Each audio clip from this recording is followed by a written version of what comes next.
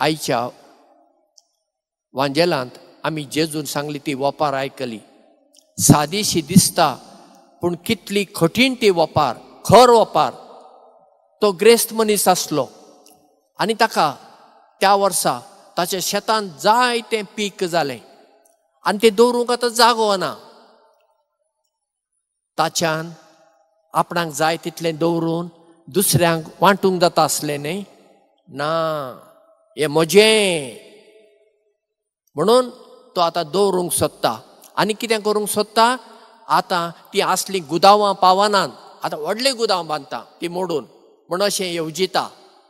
आनी म्हणटा मागीर हांव म्हणटलो जाय त्या वर्सांक खाण आसा, खा पिये आनी मजा कर अशें हांव म्हणटलो. आनी देव ताका म्हणटा पिश्या पिश्या, आयचे राती तूं मरतलोय, मागीर हें तुवें सगळें जोडून दवरलां तें कोणाक? जें जेजून सांगलें तें आमकां लागता. आमी ती पिशीं, त्या वपारींतली पिशीं आमी.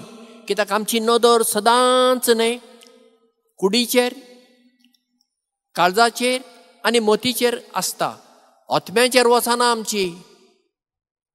देखून कितें जाता आमच्या जिवितान, आमचें जिवीत सकयल देंवता, फुडें वचना. कित्याक आमी ह्या चारूय वस्तूंची काळजी घेवंक ना. त्या ग्रेस्त मनशाची चूक कितें, तो ग्रेस्त आसलो म्हणून ताजी चूक ना. ग्रेस्त काय वायट न्हय, ग्रेस्त काय आसप बरी, पूण ती ग्रेस्त काय फकत तुजे खातीर दिवंक ना. जी देणी देवान आमकां दिल्या ती आमचे खातीर दिवंक ना. ती दिल्या दुसऱ्यां खातीर. दुसऱ्यां खातीर आमी वापरूंक आसा, आमचे खातीर आनी दुसऱ्यां खातीर.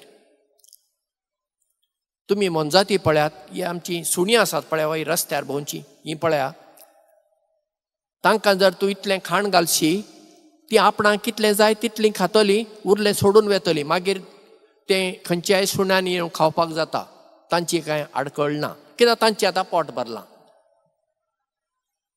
मोनजाती अश्यो आपणाक कितलें जाय तितलें खातात, उरलें दुसऱ्यांक. मनशां मदें तशें ना, मनीस स्वार्थी.